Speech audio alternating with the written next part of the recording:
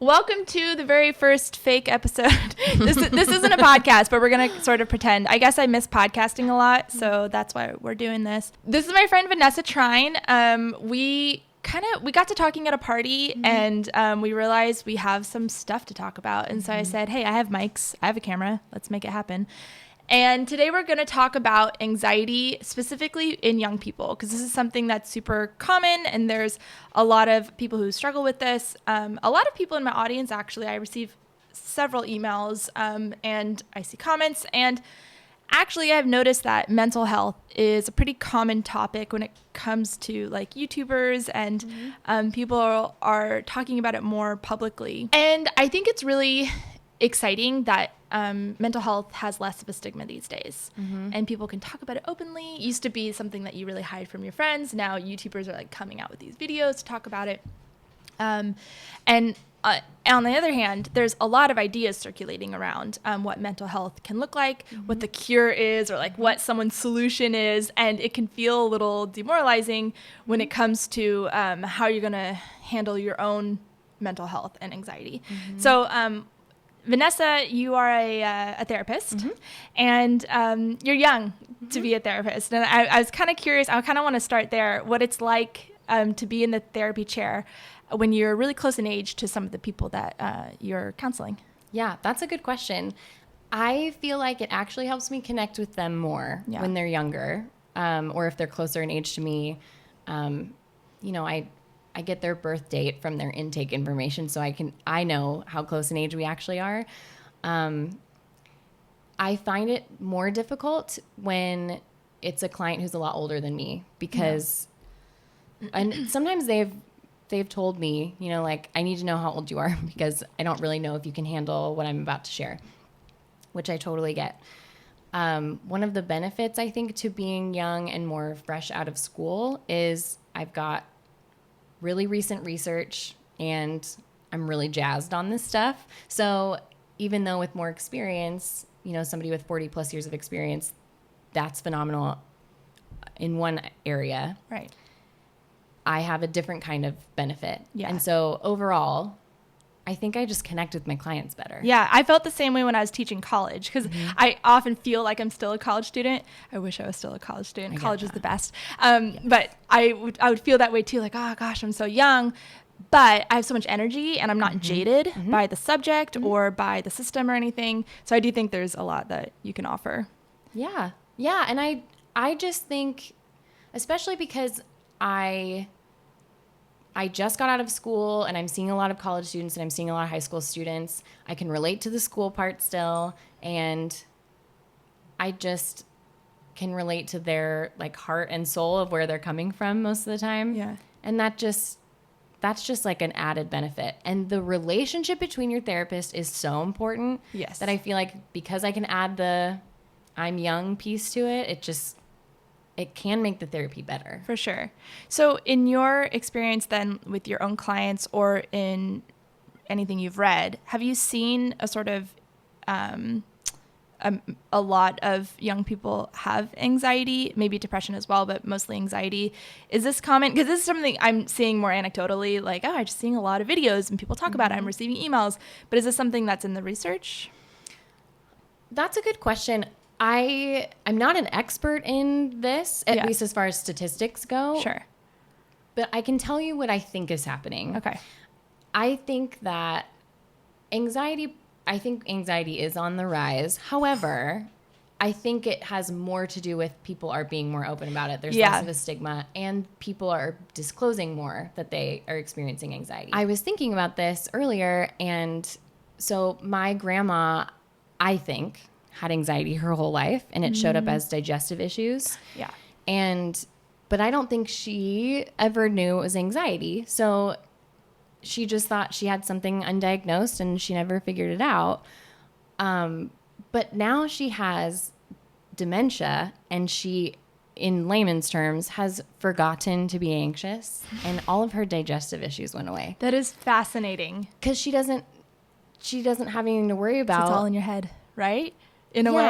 I mean, it's showing up as real physical symptoms, but because of these like cognitive layers that are essentially losing function. Yeah. she no longer feels anxious in her body, and her body's responding by staying really calm, and she can digest whatever she wants.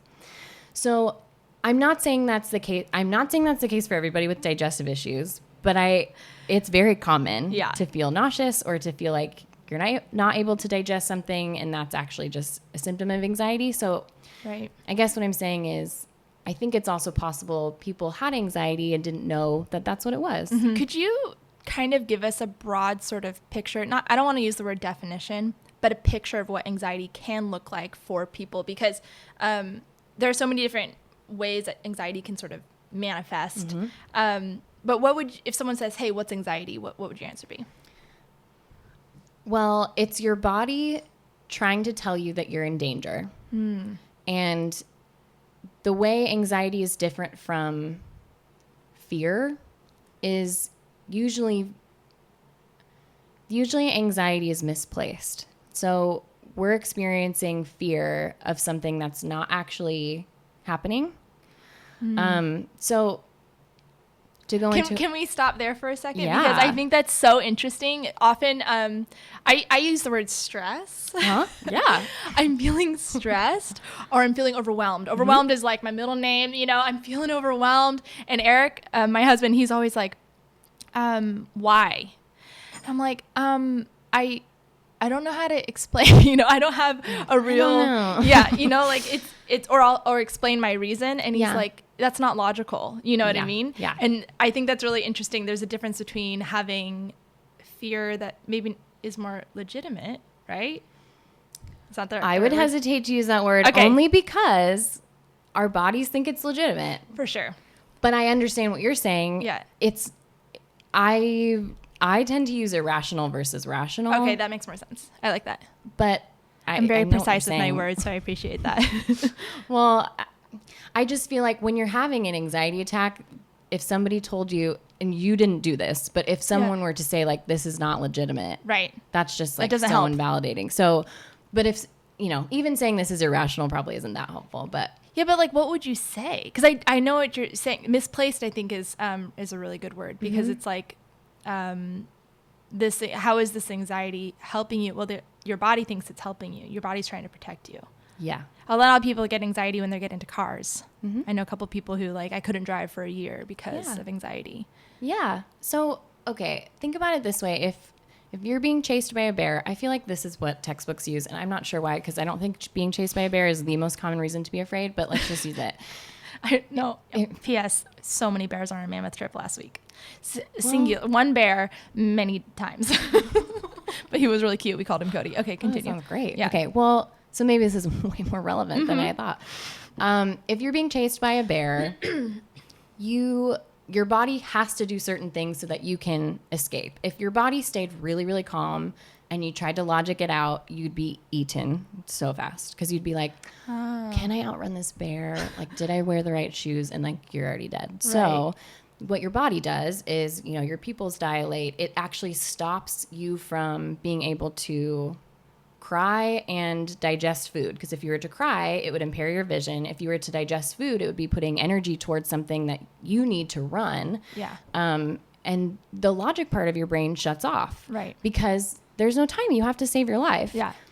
When you're having anxiety, the same things are happening physiologically in your body, but there's not a bear.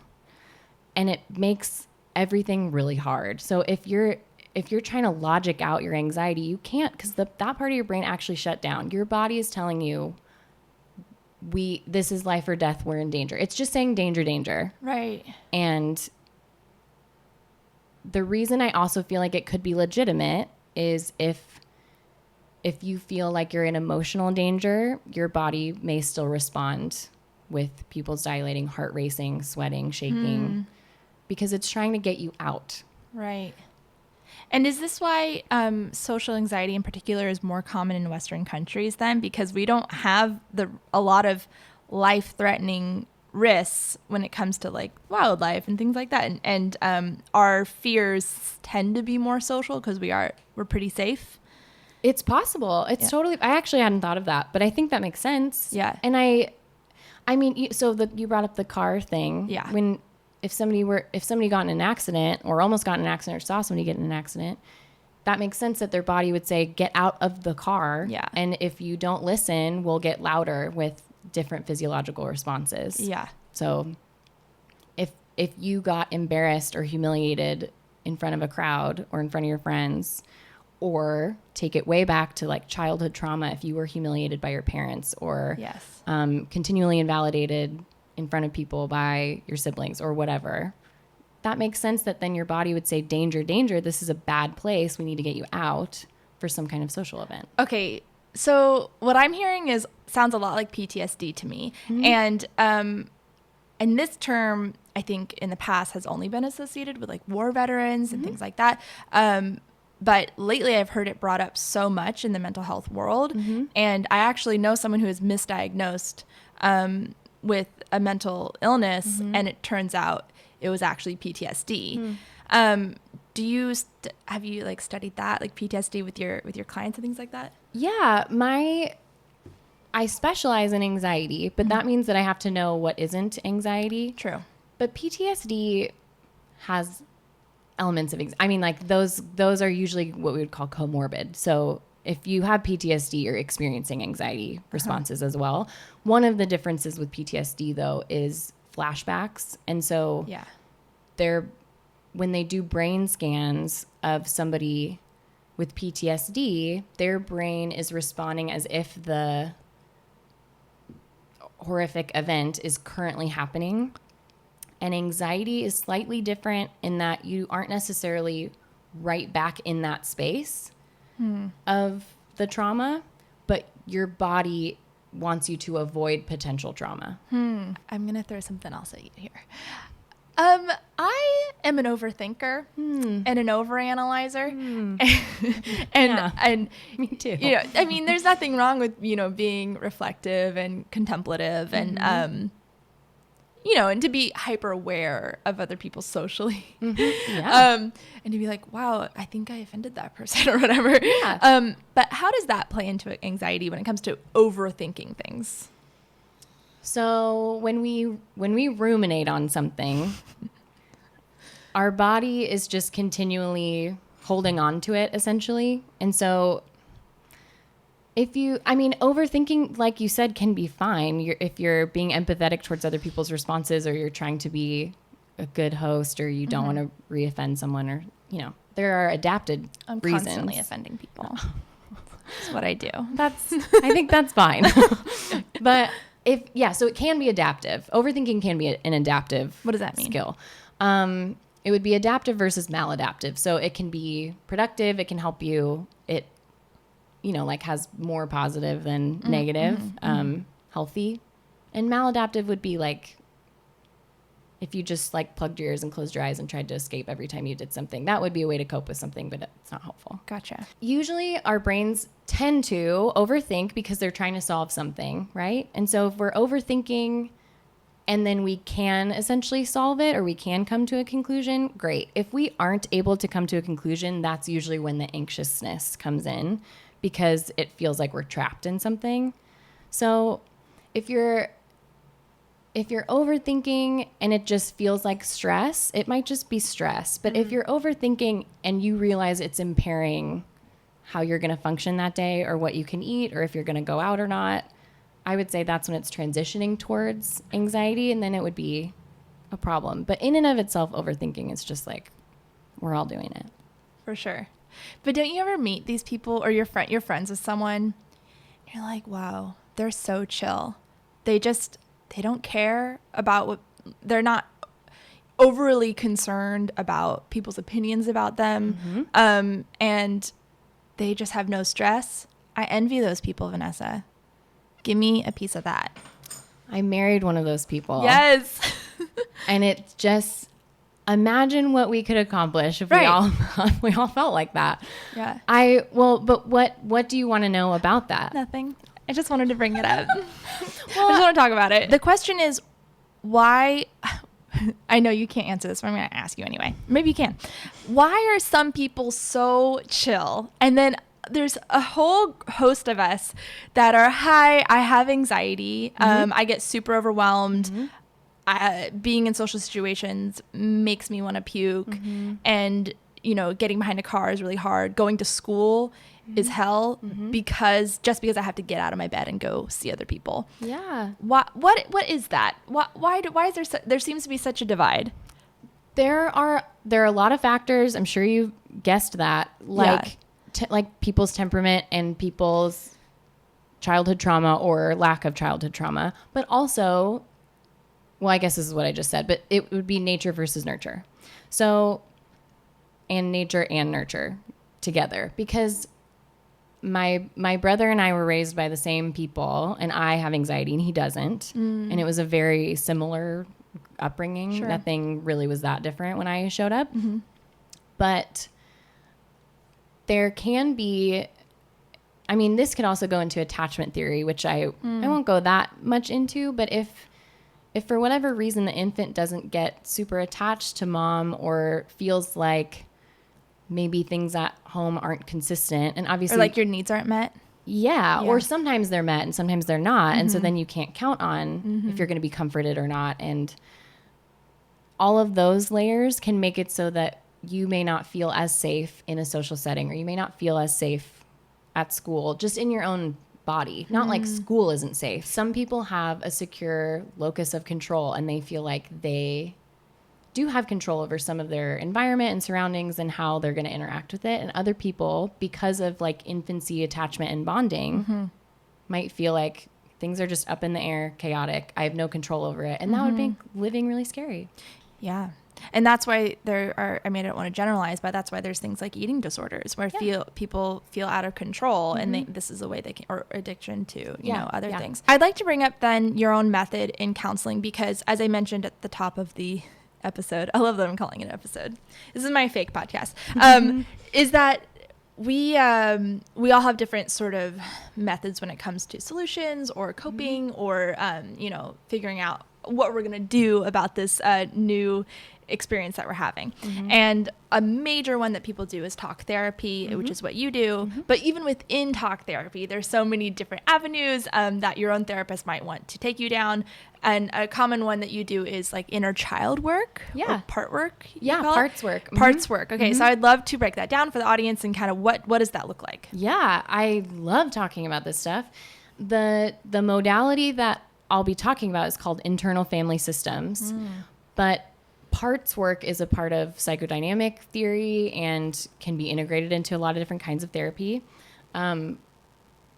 So with internal family systems, what I do is I work to integrate split off parts back in with the self, which means we're all born with compassion and creativity and confidence and calm and curiosity, things like that. And as we grow up, certain parts of us can get hurt or scared or traumatized. And when that happens, it's like little parts of us get split off from this safety self that holds all these wonderful qualities. So if you've heard somebody say, like, a part of me wanted to do this and a part of me doesn't want to do this, that's essentially all I'm working with. I would say, let's talk with the part that does want to do this. What are they feeling? Can they show us some memories of why they do want to do this? What's influencing them? And then we would talk with the part that doesn't want to do it or whatever. But people already integrate parts language into their life. And what it does in therapy is it externalizes different emotions, and it's a lot easier to handle, process, and heal emotions like that when they're externalized. That's really interesting because we are very complex people, and I think when we get sort of whittled down to, I am this one person and I have this one story, rather than there are multiple parts of me and let's have them all in conversation. Yeah. That's really interesting. So if addiction is a part of somebody's life, I would say that they have parts that want them to drink because they're trying to protect them from something. If they drink, they don't have to think about X, Y, and Z. Or if they binge eat, they maybe will feel more in control, and that will actually give them a sense of relief. So I would go in and work with these parts that have these maladaptive ways of trying to protect them, and we would essentially heal the trauma that caused them to want to escape or binge or drink in the first place. And then this part no longer has the job of trying to influence you to use these addictive methods. So for anxiety, and the reason you said inner child work is because usually these parts are small. They're usually young. And that's because they're... Meaning like past experiences. Yeah. Yeah. So when, let's say we had a traumatic experience at age 4. Well, when we go back to do this healing work that has caused all these maladaptive coping skills or whatever, we'll eventually get to that 4-year-old and we'll eventually get to that experience. And you don't have to relive it, but you do essentially get to release the emotional charge that experience holds for you. And then that child essentially is comforted by yourself. But it got split off because it got really scared and it said, I don't want to have that experience again. I will do whatever it takes to not have that experience again. So that might look like playing a lot of video games or having risky sexual behavior or whatever to just try and not think about what happened when they were 4 or whatever. And a lot of us have way more than one experience. Everybody has way more than one experience. So all these parts that we end up working with are really young. And so it's a lot more understandable too, to work with a part that maybe feels anxious when we think of them as a 6-year-old instead of, I'm anxious. Why am I feeling this way? It needs to go away. But if you talk to a 6-year-old, you wouldn't do that. Right. Yeah, there's a different way you would talk to different parts of you. Yeah. What brought you to that method, and what sort of introduced you to that, and what's attractive to you about that? I have done it as a client. So I am in therapy still. I've had 2 wonderful therapists, one when I was in high school and then one after college. And the one after college did internal family systems with me. So I did it for about 3 years as a client, and it became the most natural way for me to work with my clients once I went through grad school. When did you start doing yoga? After college. Is that one of the reasons you started doing yoga was anxiety? Oh, can I hear that story, please? Yeah, because it's very relevant to your life. Yeah. I had been told a bunch of times that exercise is going to help my anxiety. And you're like... I'm like, great, but I don't have the energy to exercise. That's the last thing I want to do. And I would imagine other people could relate to this. When I was younger, certain exercises that would get my heart rate up started feeling, they would mimic an anxiety attack. So I didn't want to do that. And why am I going to go for a run and spike my heart rate? I just calmed my heart and my body. Why would I then like ramp it up again? Because it would feel like I wouldn't be able to calm it down. So I had a roommate in college that was a yoga teacher. My best friend was a yoga teacher, and I had gone a couple times, but it was just so hot, and I get more anxious when I'm hot, and so I just was like, I don't know. Was it hot yoga? Yes. Okay. Because I was going to Core Power, and most of those are heated. But I found the right teacher at Core Power, and all yoga studios have been wonderful for me, and now I just do YouTube videos. But Core Power is what changed the game for me. I just found a teacher that essentially was so affirming in class that I felt like I was getting like a hug while I was in class. And then paired with, I got to move this anxious energy out of my body calmly. Yeah. And I had another teacher have us in half pigeon. And pigeon is everything when it comes to mental emotions and just everything in your head. Oh, yeah. The teacher just said in a very calm voice, pay attention to what you're experiencing and notice what it is, and then just let it go. And then as it comes up again, just notice, let it go, which is such a yoga thing. And that doesn't have to be in pigeon for you to hear that. But it allowed me to learn how to tolerate being uncomfortable in my body with either feelings of fear, feelings of nausea, and just being able to sit in them and feel okay. Yeah. And that was a game changer for me. Wow, that's so fascinating. I know, because I've heard this about yoga that, we get tense and then we allow the tension in our body to come out in any way. We just tense and then we move about with our day, like you get cut off on the freeway, and then you just keep going. Yeah. But yoga allows you to release all of that, especially in long poses, long holding poses. Yeah. Well, and there's a bilateral piece to yoga. You're usually doing something on either side of your body. Yes. And this is also why walking is very helpful, or jogging. When you're doing bilateral movements, it's triggering the left and right side of your brain, which can help process trauma and emotions. So whether you're just feeling a regular amount of stress, but you go on a walk, your body is able to move it through easier. And when you're in yoga and doing different poses on both sides of your body, you're moving this energy out and you're allowing your body to process it cognitively and physically. Yeah, I've been on my mat sometimes and I feel fine. And then I get into pigeon in particular and I start weeping. Yeah. That's wow, so normal. Where does that, and there's no like reason, you know, just where does this coming from? It's just release.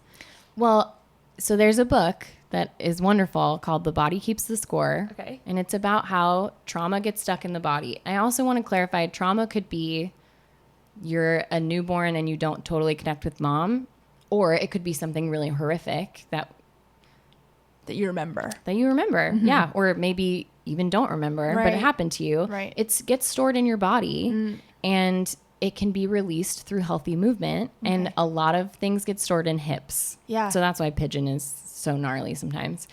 But trauma gets stuck. It essentially, like, you know, if you're tense and then you realize your shoulders have been up here, that's like a simple example of how tension and trauma can get stuck in your body. And that's also why some people get chronic migraines but don't know why. It may be trauma. Some people get nauseous. Some people have there's even like a pain. weight gain aspect too, where sort of people are holding on to weight, right? And they don't know why. They're doing all the right things, but Yeah. Your body is your body keeps the score. Yeah. Hey, I heard that book. Because we are talking about young people, and I do want to end when we do end with a message to young people. First, do you have anything to say to parents of young people who have anxiety? It's hard because anxiety does not look like it. Same with depression. You can't just say like, there it is, and now it's over. And I could tell by looking at you. Right. I mentioned I'm married to a very logical, calm person who's wonderful and a wonderful match for me. But I have to verbally tell him what's going on in my body or he doesn't know. Yep. Or it just comes out as attitude. And I think, so anxiety can look like a lot of different things. It can look like irritability. It could also look like a stomach ache. It could look like not sleeping. It could look like sleeping a lot. So for parents, if your child or teenager is having physiological responses that aren't their normal or just seem out of the blue, like I had abnormal responses for years and years and years, but it was still like, you could tell that wasn't supposed to be normal.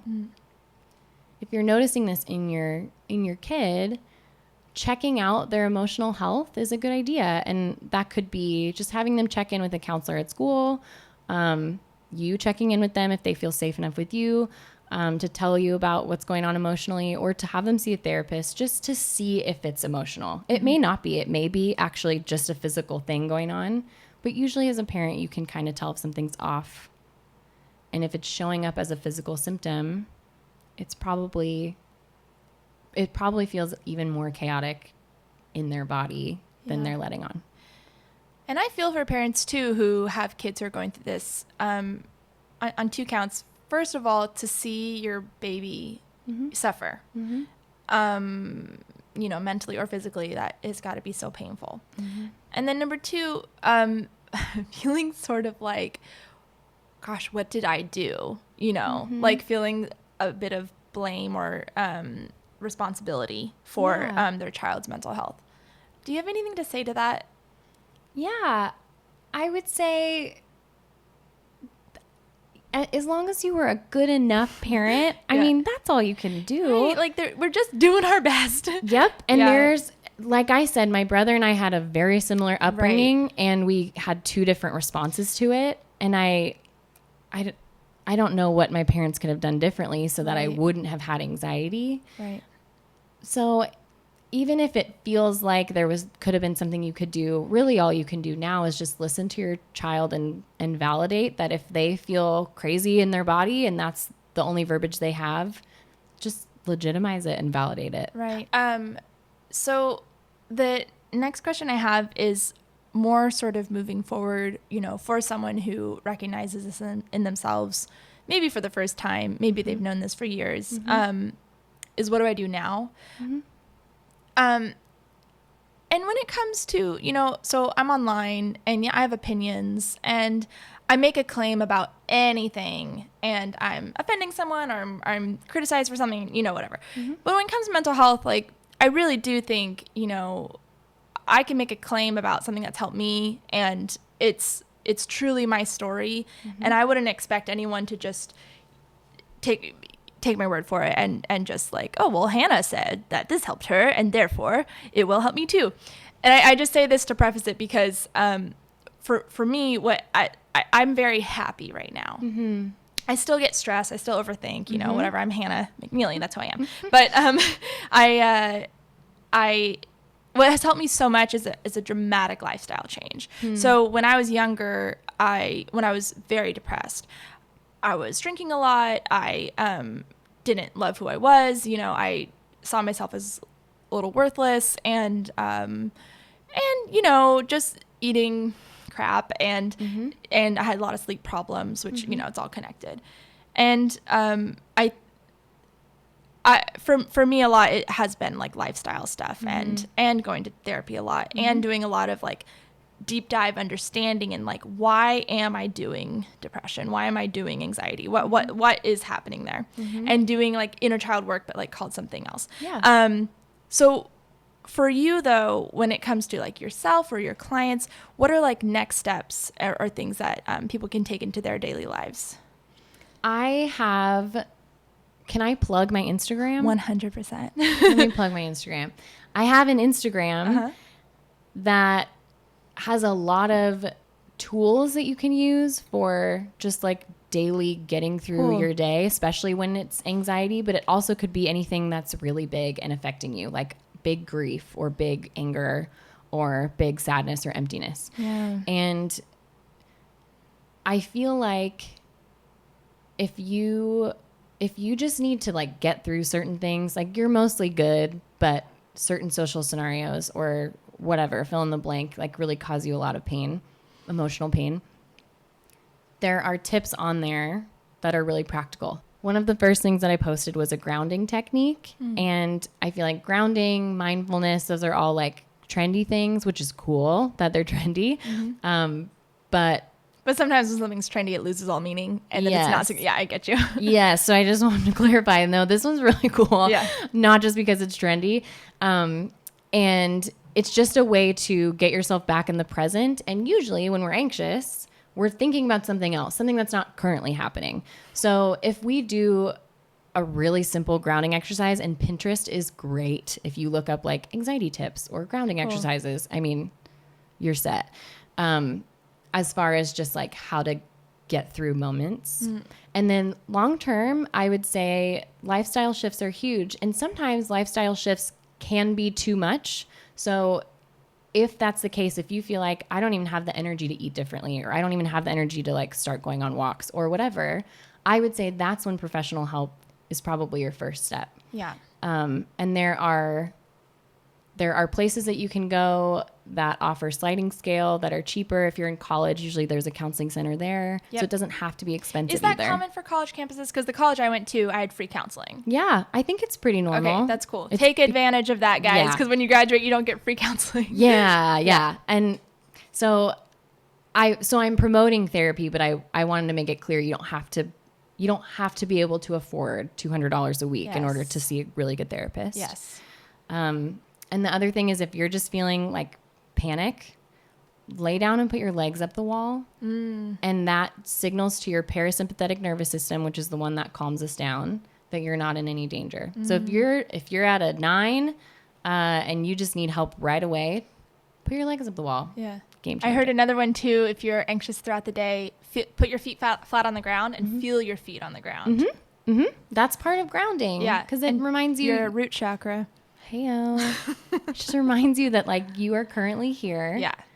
And you may be headed into a danger zone. That's very legitimate. But currently, you're just standing. Okay, I want to go back for a second because you did mention like when lifestyle tips get overwhelming. Yeah. I saw this really interesting video about, hey, maybe one reason a lot of us have anxiety lately is because the internet, and we see all these like, here's how to live your life, diet, exercise, organization, minimalism, productivity, and which is in and of itself really cool because we get to spread ideas of how we can live, happier, healthier, more fulfilled lives. Awesome. At the same time, when you are just doing your damn best and you're seeing all these videos of these perfect looking people who are just killing it. Yep. And you're so grounded. Yeah.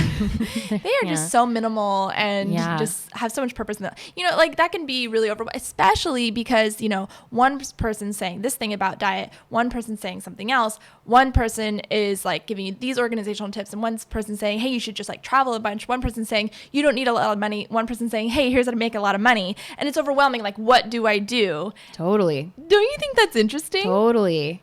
And I think it would be overwhelming because if you're just trying to get through each day, if I were to have looked up a bunch of tips of like how to make things better when I was in college, dry heaving every morning, I would just say like, screw this. I don't even have the energy to leave where I am sitting. Yeah. Let alone like participate in slow fashion and like only eat celery in the morning. Yeah. There's no room for that. Right. But when you do realize there's room for it, then those things are awesome.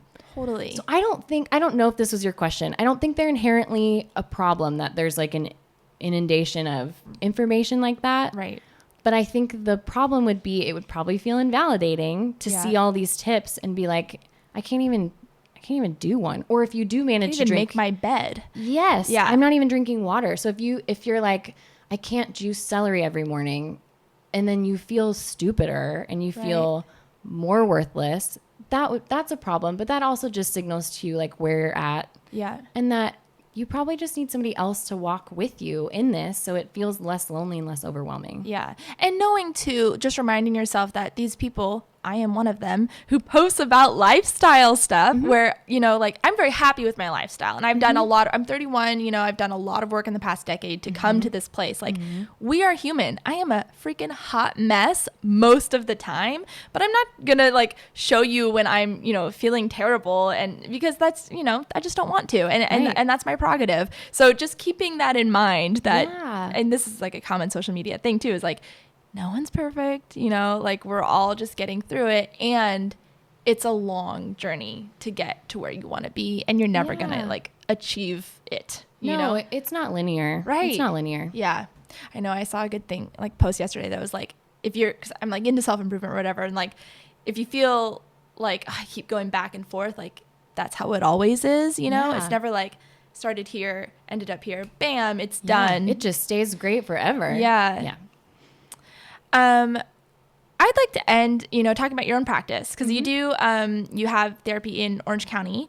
Can you share with the audience, like for anyone who may be interested, who maybe they connect with you over this episode and, if they want to get in contact with you? Yes, absolutely. If you Let's talk to the camera now. Hello. Yeah. If you live in the Orange County area, my practice is in Santa Ana, and I work for an organization called the Open Door Center for Integrative Healing.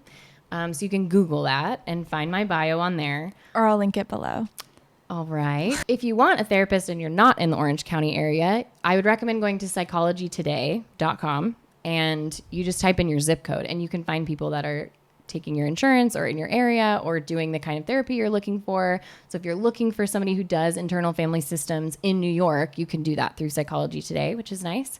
But to get a hold of me, you can email me, or you could also find me on Instagram, which is Vanessa Trine Therapy. Thank you so much for coming on to my first ever fake podcast. Yeah, thanks for having me. And I do think we should do more because this topic can just be so wide-reaching and we could talk about so many things. Yep. Is there anything you'd like to end with? Maybe like a message to the listeners, someone who has anxiety? Yeah, I don't even care that this is cliche. You are not by yourself if you feel really anxious. And even if your symptoms, you're like, literally nobody is having this, just know that somebody's having that, and it's scary, and what you're experiencing is valid. And then there are really nice people, and there are really nice professionals that can help you feel less alone. Yeah. Thank you so much for listening, and contact Vanessa. Talk to you later. Goodbye. Bye, guys.